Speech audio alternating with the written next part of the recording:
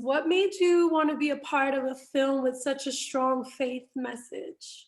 I believe that the story itself was one that I was so grateful uh, found my found my door. Mark Medoff, who uh, wrote it for me, and with me in mind to play the role, and that very seldom happens. I've developed things for myself, uh, and then so it's being done for me, but for somebody to do work and then turn around and when they're finished, they said, "Listen, I wrote this for you. Would you take a look at it?" Wow, Mark Medoff, yeah, Children of a Lesser God, Pulitzer winner, Academy Oscar winner, Tony winner. This guy is amazing writer, and so I read it, and the story was beautiful, very passionate, very. It was full of faith, full of hope, and it gave the elder that I play, a 68-year-old, a second chance at life Mm, when he most needed it. And it's a really uplifting movie in that respect. And yeah, not that it doesn't have its tragedy in it, it does, but yeah, it has a great sense of hope at the very end and throughout the whole movie, but especially at the end. beautiful. It's beautiful. It's amazing that you say that because, so our audience is a faith-based audience, and I'm actually a pastor's wife, and I'm Latina. So, a lot of times I find it harder, with older people to once you're set in your ways or you're stuck in your ways or the way you think, you don't want to hear anything different. And faith is one of those topics that challenges that you know and I love in your character where there's tragedy, but he's challenged even though he decided to set his mind up, I don't want nothing to do with God. He was challenged to believe for more. Talk about that, as you continue to grow, continuing to open yourself up to new things and not being so quick to just be set in your ways. Yeah, I think that one of the biggest uh, truths in life is to allow yourself to grow and change. Change is constant, but it's difficult. So a lot of us don't like to change, It's like you were uncomfortable. saying. Yeah, but I think that through life, the more you're open, and that's what this movie is about. It allows you to understand the difficulties of life. It starts off with my character, a president of a small little bank in Las Cruces, New Mexico, who has lost his faith.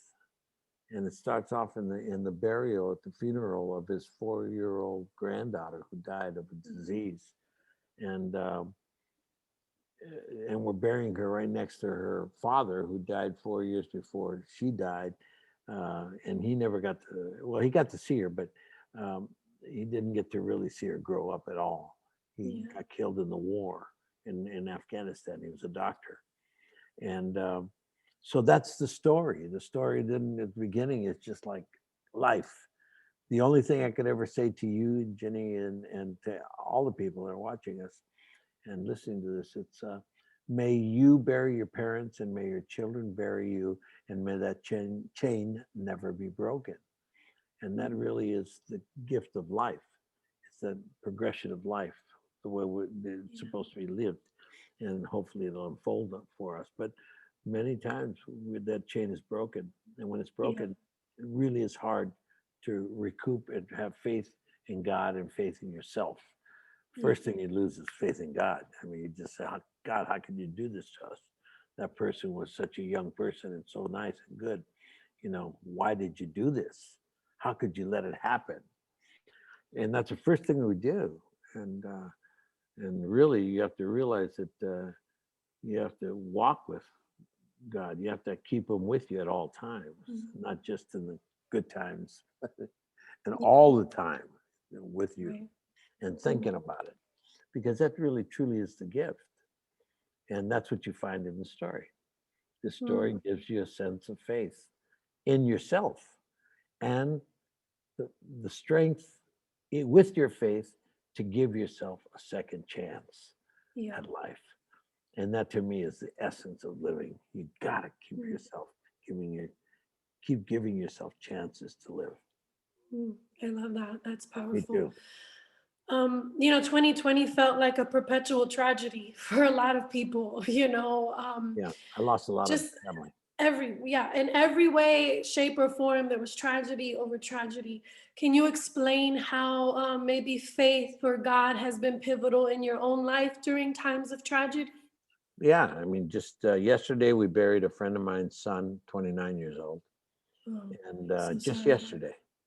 Then about a month ago, we buried my aunt, died of COVID, and then over the last few months, we buried three of my primos hermanos, my cousins, first cousins, died Wow, and of COVID. sorry. And so it's been all in all could be really, really depressing to the point of not understanding uh, the beauty of this life and Yeah. continue to share this life in a positive way.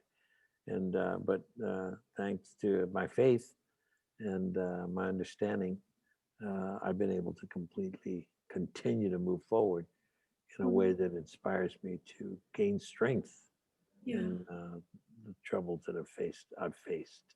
They've Mm, made me stronger. The hole that one feels, the emptiness that one feels, um, is filled with the knowledge of life and God, and that's what really. So when you have these moments when you have big holes in your heart and in your soul, what fills it is knowledge and faith. So those are the moments when you really gain strength in understanding yourself so mm. that you can move forward and help others. So true. I had a funeral this weekend and have another funeral next weekend. And Yeah. it's like, why does this happen? Why does God let this happen? And it's like God is walking through us, with it through, He's walking us through it. And that's the best that, we can hope for. The movie's filled with all these amazing divine signs. Do you believe in that, divine signs? Well, in the film, I certainly do. In real life, I think they're everywhere. And if you can pick up on them, you can really, they become inspirational. And that's why you look for them and you find them. Yeah.